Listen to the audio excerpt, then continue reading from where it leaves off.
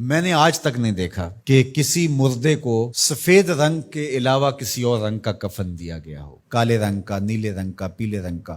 حالانکہ شریعت میں جائز ہے، کوئی سیاہ رنگ کا کفن دے دے جائز ہے، نیلے رنگ کا کفن دے دے جائز ہے، لیکن حضور کا ایک فرمان کہ اپنی مسجدوں کو زینت سفید رنگ سے دو اور اپنے مردوں کا کفن سفید رنگ سے دو۔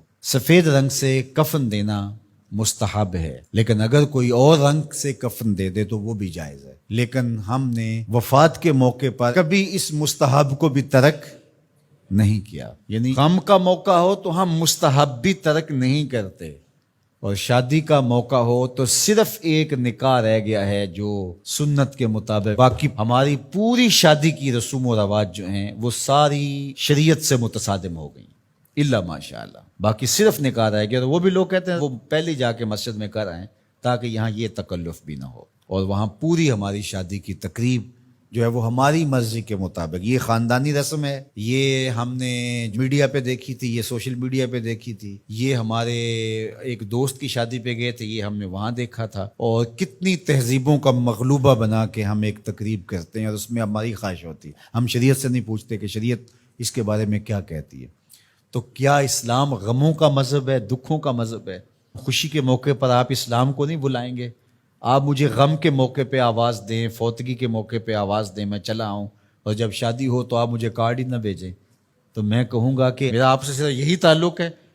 غم کا موقع ہو تو آپ شریعت کے مستحب کا بھی خیال رکھیں، اور شادی کا موقع ہو تو آپ شریعت کی پرواہ نہ کریں۔ تو یہ تو پھر آپ کی مرضی کا دین ہوا نا، جہاں چاہا اس کو پسند کر لیا، جہاں چاہا دین کو چھٹی دے دی۔ کاروبار میں، اپنے طرز زندگی میں، اپنی سیاست میں، اپنی پارلیمنٹ میں، اپنی کچہریوں میں، اپنی عدالت میں، اپنے میڈیا ہاؤسز میں کہیں دین نہیں ہے۔ دین کہاں رہ گیا؟ اللہ اکبر۔ اقبال نے جو شکوہ میں کہا کہ اگر مسجد میں صف آرا ہوتا ہے تو غریب، دین غریبوں کے پاس رہ گیا۔ دولت بڑھتی جاتی ہے تو دین بھی مرضی کا ہوتا جاتا ہے۔ مولوی صاحب کو پابند کرنے چاہتے ہیں لوگ کہ آپ اس طرح کا دین دے جس طرح ہم چاہتے ہیں، تو یہ تو اپنی خواہش اور آرزو اور تمنا کا نتیجہ ہوا۔ تو اللہ فرماتا ہے پھر یہ کیا ہوگا اگر تم ایسا کرو گے تو آخرت رہی، وہاں تو اشد عذاب تمہیں ہوگا ہی، دنیا میں بھی تمہارے لیے خزی رسوائی ہے۔ اور آج ہمارا مسئلہ کیا ہے؟ آج ہم نہ دنیا دار ہیں نہ دین دار ہیں۔ کافر تو سیدھے سیدھے کافر ہیں اور اپنا ان کا نظام ہے اور اس نظام کے مطابق چل رہے ہیں، اور ہم کیا ہیں؟ ہم رادے بٹیر رادے تیتر، کبھی ہم کہتے ہیں ہم مسلمان ہیں اور کبھی کہتے ہیں نہیں ہم جدید تہذیب کے نمونے ہیں، اور ہم اس صورت کے اندر اپنے آپ کو دکھانا پیش کر رہے ہوتے ہیں۔ تو ہماری شکلیں روز بدلتی رہتی ہیں۔ مسجد میں آتے ہیں تو ہم ٹوپی پہن لیتے ہیں، اور پھر ہم ٹوپی بھی وہیں چھوڑ جاتے ہیں، اور میں کہتا ہوں نماز بھی وہیں چھوڑ جاتے ہیں۔ جب دکان پہ بیٹھے ہوتے ہیں تو اس وقت ہم نمازی نہیں ہوتے، بلکہ ہم حج اور احرام بھی وہیں چھوڑ آتے ہیں، اور ہم یہاں اور طرح کے مسلمان ہوتے ہیں، حج پہ اور طرح کے مسلمان ہوتے ہیں، اعتکاف میں اور طرح کے مسلمان ہوتے ہیں، اور ہم باہر اور طرح کے مسلمان۔ حالانکہ یہ ساری تربیت ہے ہماری عملی زندگی میں اس کا اثر پیدا ہو۔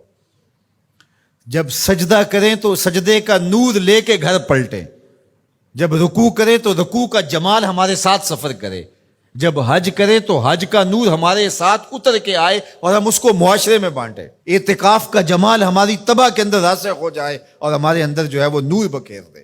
تو مسلمان کا دین اور دنیا الگ چیز نہیں ہے، مسلمان کا دین اور دنیا ایک ہی چیز ہے، اور وہ اکٹھے چلتے ہیں، اور ان کو جدا کریں گے تو پھر چنگیزی کے علاوہ کچھ باقی نہیں رہے گا۔